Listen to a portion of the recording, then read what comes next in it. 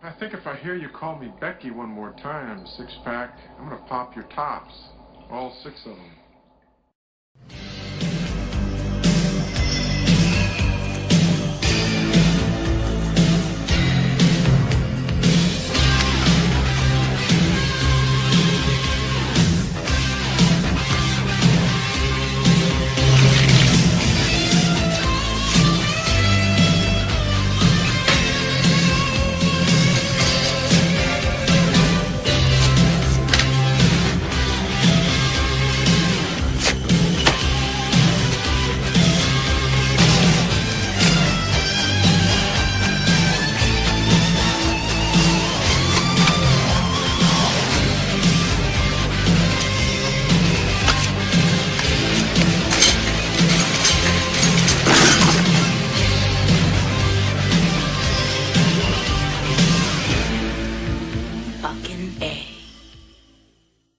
Hey, this is Matt once again. Welcome back to another review, and this is a review for Brought It Stipe. It's a Patreon review. Thank you so much for that. If anyone's ever interested in requesting pretty much any type of video, you can either join my Patreon or send the request directly to my PayPal. The links are down below in the info box. If not, no worries, but if so, thanks. But he wanted me to review The Town from 2010. Now, this is a film I did see back when it came out because I am a Ben Affleck fan. I've always been a Ben Affleck fan. I liked seeing him back in the day in films like Mallrats and Phantoms, and I liked Paycheck. I liked Daredevil when I saw it in theaters, and I liked the director's cut even more of Daredevil. And then he directed Gone Baby Gone, which I thought was a fairly solid film. I thought he utilized his brother Casey Affleck fairly well in that movie. It was an interesting story that it told. And then he did this, and I would say of the films he directed, this is the best one. This one felt the most accomplished. It felt... I mean, I didn't mind Argo, but I thought the Oscar... If you had to pick a Ben Affleck film, I think The Town deserved it a bit more than Argo. But again, I don't mind Argo, but this one I got a bit more invested in with the story. It's a pretty straightforward story. I mean, these Ben Affleck, you have Jeremy Renner, and then two others. They rob a bank. And one thing leads to another, they have to kidnap this lady. And then they let her go. And so Ben Affleck's then watch her to make sure everything's okay. And then walks up to her, because before they had masks on, this time he doesn't. And he starts to fall for her. I thought the actors did their jobs well. I thought Ben made a good looking picture. Jeremy Renner was an interesting character. He was a violent character. It was a movie that definitely... I wouldn't say the story was anything, quote, original. I mean... There's a lot of movies dealing with bank robbers. I mean, Heat, Robert De Niro's character, for example. But I thought it was efficiently well directed. And yeah, I thought the cast did their jobs well. I thought that... I wanted to see... Yeah, it's adapted from Chuck Hogan's 2004 novel, Prince of Thieves. Which I've never read it. And even the other actors, you'd have Blake Lively, Rebecca Hall, Pete Postlethwaite, Chris Cooper. You also have, I want to say it's Jon Hamm. Yeah, Jon Hamm. As this FBI guy who's on the case. Pete Postlethwaite is this kind of crime lord, like mob, that type of thing that works with them.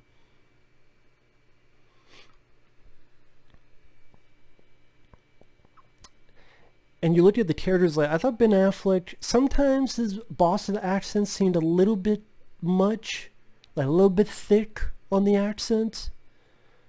Or maybe I haven't been in Boston, that's perfectly fine. But I still thought Ben did a good job acting wise. Not being from Boston, I don't know if his accent was at times too thick. Again, if you're in Boston, you let me know if how his accent was. I mean, I know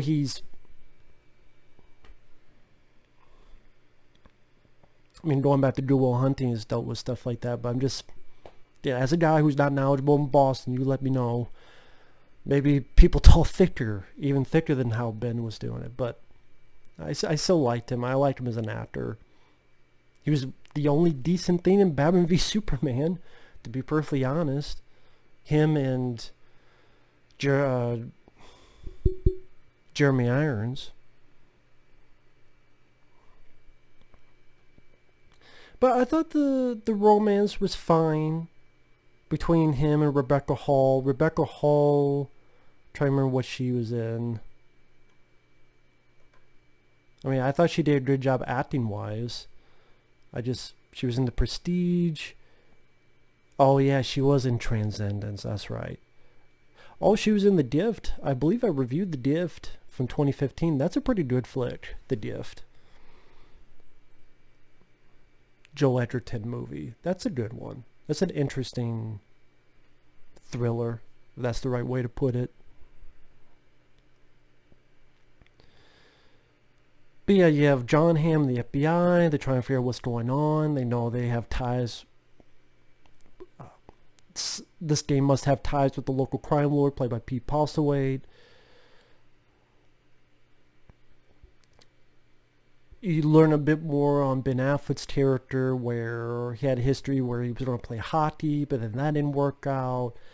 And then how he has dreams of leaving this town and perhaps going somewhere like Florida or something.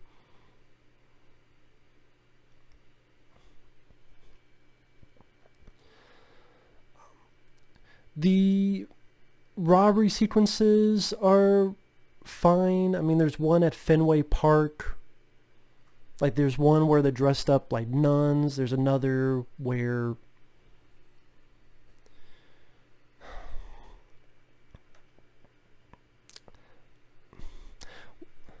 I don't know why I can't think of what they were dressed up at the end. Were they even dressed up at all at the end? No, because they had to look at their faces, so they couldn't be wearing masks. That's right. And I guess I'm kind of bumbling through this review because, I mean, this is a critically acclaimed film.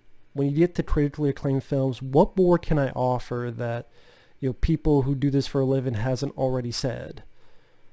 10 smartly written, wonderfully cast, proves that Ben Affleck has rediscovered his muse and that he's a director to be reckoned with. Yeah, that kind of says it all. I mean, Jeremy Renner, a reason I say his character is a bit interesting was, even though he's a violent character, he's also at times very loyal. I mean, there's a bit where we know Ben Affleck wants to do this because these assholes were fucking with his new girlfriend, but he's not going to tell that to Jeremy Renner. So instead he goes to Jeremy Renner and goes, "You can't ask me what this is for. You can't ask me later on what this was about. I just need your help, and we need to do this." And Jeremy Renner goes, "Okay." And they go in, they fuck up these people, they beat the shit out of them, and doesn't really think anything else of it. And it was interesting to watch this again, because since then Jeremy Renner, he's been in the Avengers films as Hawkeye, among other movies. So it was a bit interesting to go back to a bit more of an intense character. I like to see more of that for Jeremy Renner, to play those intense type of characters. I mean, maybe try to do that with Bourne, but I'm just not a Bourne guy, whether it be Matt Damon or Jeremy Renner. I'm just not into that franchise. Why? Because I thought since the Bourne Identity, they fucked up action films for a long time because they had their action scenes with piss poor, shaky cam, super quick cut editing, and then people saw the success of the Bourne Identity and then the sequels, and they thought, well, that's how action scenes should be, and they copied that formula for many fucking years, And the Bourne Identity I put a lot of fucking blame on for making action films suck for a good chunk of time, fight scene wise. Well, we have someone like Matt Damon. They're not a martial artist, but how do we make them look that way? Well, we shake the camera and we supercut every 5 milliseconds, and there you go. And then you saw a lot of fucking movies steal from that because, hey, that was a big success. And Jason Bourne became a character that, if you say Jason Bourne, people know who you're talking about. I mean, wasn't the one movie just called Jason Bourne? Or, I didn't see that one, to be fair. Actually, I forgot until now. Because I'm like, well, it's just those three and then Jeremy Renner. I'm like, no, wait a minute. They did a fourth one with Matt Damon. I completely fucking forgot. Maybe because I didn't see it. Wasn't it called just Jason? Anyway, I'm going off tangent.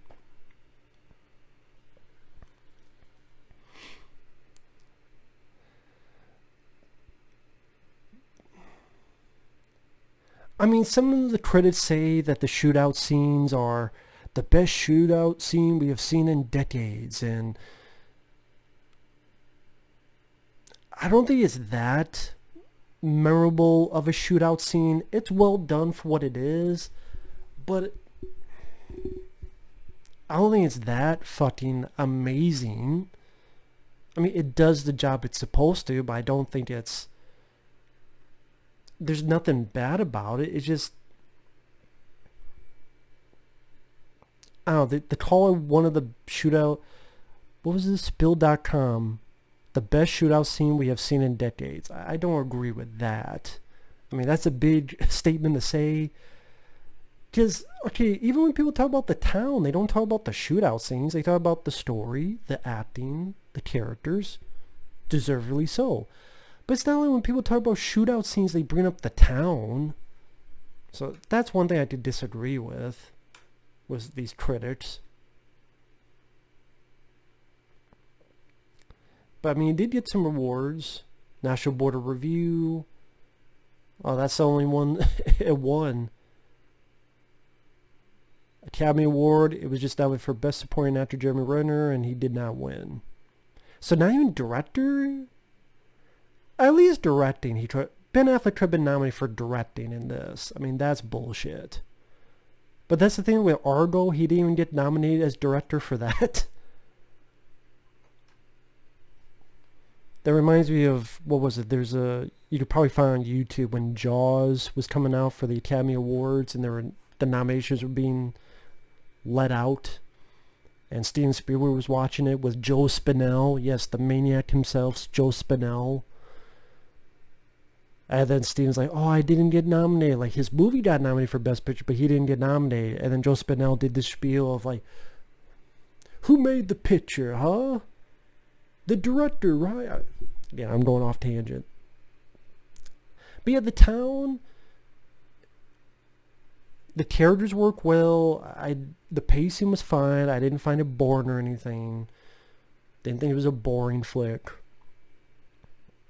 I think Ben Affleck took the material and he made a movie where he definitely has a love of the city, of the location, and he was not phoning it in acting or directing wise. You tell this was a passion project for him, and it shows.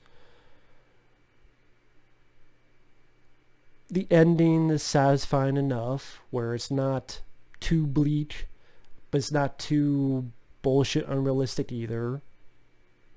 There's a nice sweet moment where he thinks his girlfriend is one thing while on the phone, but then because of one or two things he hears, he realizes that it's a lot better than he thinks it is. If you've seen the film, you know what I mean. Where she gives him a little bit of hint. And that was nice.